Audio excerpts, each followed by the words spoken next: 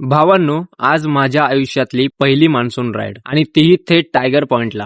सकाळी 4 वाजता आम्ही मुंबई सोडली. मध्ये एक छोटासा चहा ब्रेक घेतला. चहा झाला, थोडी मस्ती झाली आणि पुन्हा गाड्यांना किक मारली. जसं जसं खोपोलीच्या जवळ पोहोचायला लागलो आणि निसर्गाने अक्षरशः वेडच लावून टाकलं. हायवेच्या दोन्ही बाजूला डोंगरावरून पडणारे धबधबे, हिरवागार नजारा, मन एकदम तृप्त झालं, जसं की स्वर्गातच एंट्री मारली. पुढे जाऊन खंडाळा घाटात एंट्री मारताच धुक्याने पूर्ण घाट झाकून टाकला. मेन व्लॉगर त्यातून वर आलो आणि लोणावळा लेकचा तो भन्नाट व्ह्यू आणि तिथे डोंगरावरून पडणारे धबधबे एकदम डोळ्यात साठवून ठेवावा असा विहंगम नजारा. पण टायगर पॉइंट जवळ पोहोचताच सगळा गेम बदलला. पाऊस, वारा आणि रस्त्यावरचं पाणी इतकं वाढलं की समोरचा रस्ताच दिसेनासा झाला. कसा बसा टायगर पॉइंट गाठला, पण बघतो तर काय, तिथे हॉटेलच बंद. आजूबाजूला एकही माणूस नाही, फक्त आम्ही आणि निसर्गाचं रौद्र रूप. 2 मिनिटातच निर्णय झाला, बस आता इथून लगेच निघायचं. जिरली आमची. मुंबईला पोहोचल्यावरती कळालं, काही तासातच लोणावळ्यात गच्च पाणी भरलं होतं आणि रेड अलर्ट पण लागला होता. त्या दिवशी एक गोष्ट मात्र समजली, निसर्गावर प्रेम करा, पण त्याला